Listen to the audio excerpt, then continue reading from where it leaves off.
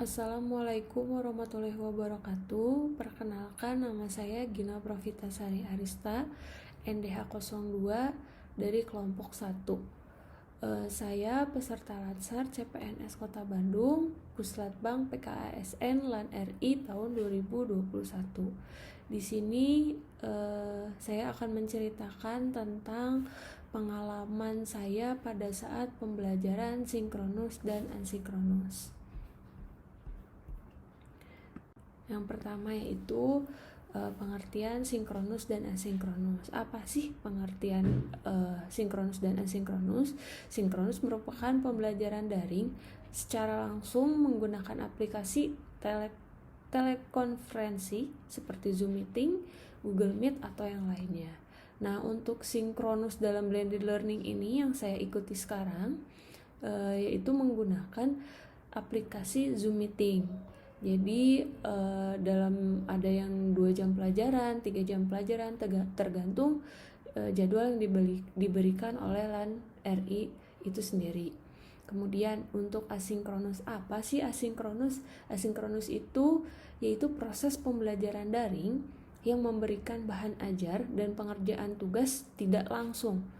Bahan ajar dan tugas dapat berbentuk video beserta bahasa isyarat dan terjemahannya maupun bentuk lainnya.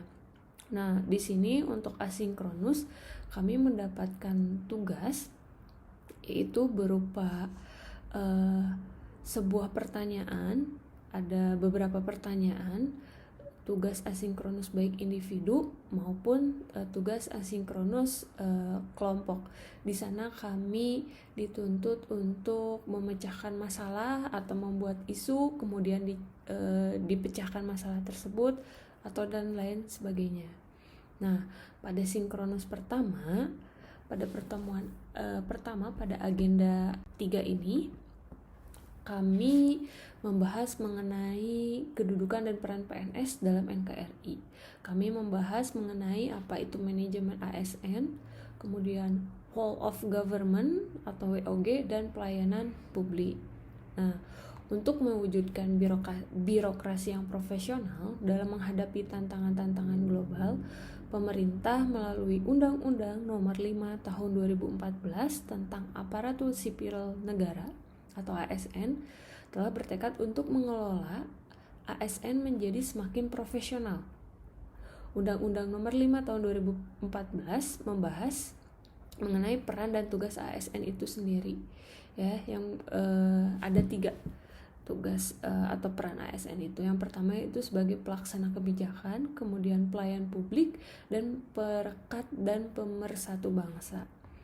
Nah, undang-undang ini merupakan dasar dalam manajemen aparatur sipil negara yang bertujuan untuk membangun ASN yang memiliki integritas, kemudian memiliki profesionalisme atau profesional dan netral, serta bebas dari intervensi politik, juga bebas dari praktek KKN, serta mampu menyelenggarakan pelayanan publik yang berkualitas bagi masyarakat. Nah, di sini juga kita membahas mengenai apa sih itu pengertian dari manajemen ASN. Nah, saya akan menjelaskan sedikit. Manajemen ASN adalah pengelolaan ASN untuk menghasilkan pegawai ASN yang profesional, kemudian memiliki nilai dasar, etika profesi, bebas dari intervensi politik, bersih dari praktek korupsi, kemudian kolusi dan nepotisme atau KKN. Nah, manajemen ASN lebih menekankan kepada pengaturan profesi pegawai sehingga diharapkan agar selalu tersedia sumber daya aparatur sipil negara yang unggul, selaras dengan perkembangan zaman. Nah, ada 3 topik besar yang dipelajari dalam bahasan mengenai MASN ini atau manajemen ASN ini, yaitu tentang kedudukan, peran, hak dan kewajiban, dan kode etik ASN, konsep sistem merit dalam pengelolaan ASN itu sendiri, serta mekanisme pengelolaan ASN. Nah, salah satu contoh bentuk implementasi manajemen ASN dalam kehidupan sehari-hari, yaitu sebagai seorang pendidik, tentunya karena saya sebagai seorang pendidik, yaitu masih kurangnya kedisiplinan pegawai sekolah terhadap kepatuhan dalam protokol kesehatan, atau mungkin contoh yang lain masih banyaknya guru yang masih datang terlambat ke sekolah. Nah, kemudian yang kedua adalah Whole of Government atau WOG, merupakan sebuah pendekatan penyelenggaraan pemerintah yang menyatukan upaya-upaya kolaboratif pemerintah dari keseluruhan sektor dalam ruang lingkup koordinasi yang lebih luas guna mencapai tujuan-tujuan pembangunan kebijakan, manajemen program, dan pelayanan publik. Nah, di sini juga contoh sehari-harinya terkait dengan WOG, yaitu kurangnya kerjasama dengan pihak luar atau instansi lain dalam rangka menjalankan visi misi sekolah dan program sekolah. Kemudian yang terakhir, yang ketiga, itu adalah pelayanan publik.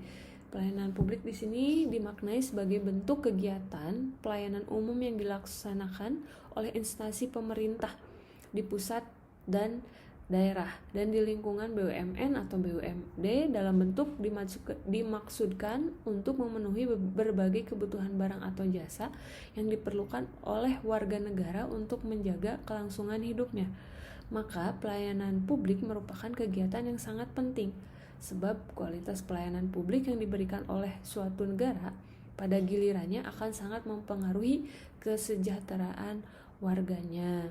Di sini konsentrasi pelayanan publik yaitu membekali peserta dengan kemampuan untuk memberikan pelayanan publik yang berkualitas melalui konsep dan prinsip pelayanan publik, pola pikir PNS sebagai pelayanan publik, dan praktek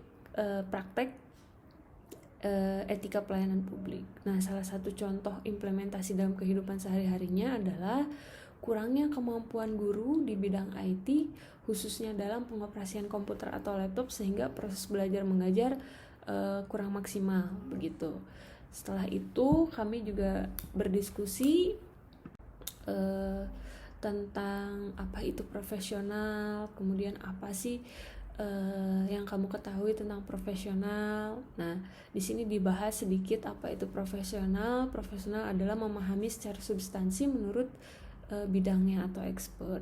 Juga ada 5 indikator seseorang dapat dikatakan sebagai profesional, yaitu ada 5 indikatornya. Yang pertama itu expert, yang kedua otonom, yang ketiga komitmen, yang keempat etika, dan yang kelima adalah menjaga hubungan baik dengan stakeholder. Begitu. Kemudian juga bicara tentang profesionalitas tentu saja tidak bisa dipisahkan dengan ASN itu sendiri. Kita sebagai ASN dituntut untuk bekerja secara profesional, di mana jika kita bekerja secara profesional dan berintegritas tinggi, kita tidak akan menyalahi atau melenceng dari kode etik ASN. Kode etik tentunya harus kita jaga sebagai seorang ASN yang mempunyai integritas tinggi, agar branding image seorang ASN di mata masyarakat tidak dipandang sebelah mata.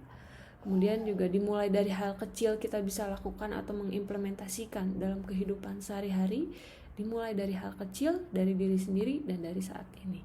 Kemudian di sini juga membahas ada 3 indikator mengenai karakter PNS atau ASN. Yang pertama itu sikap bela negara, yang kedua nilai dasar aneka, yang ketiga paham dan mampu kedudukan peran dalam NKRI.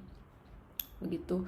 Kemudian dalam sinkronus pada hari ketiga kami membahas mengenai tugas asinkronus yang kami kerjakan secara kelompok. Di sana kami berdiskusi, bertukar pikiran satu sama lainnya, berinteraksi sehingga membuat kedekatan kita antara satu dengan yang lainnya semakin erat tentunya.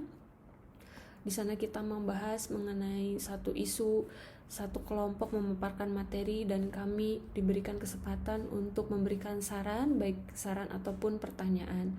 Kemudian untuk sinkronus individu, kami juga ditugaskan untuk mencari isu, kemudian memecahkan masalahnya, sehingga pada hari terakhir tugas individu, kita diberikan tugas learning journal, yaitu membuat suatu video di mana kita juga menceritakan bagaimana sih pembelajaran selama 3 hari ini terkait agenda 3.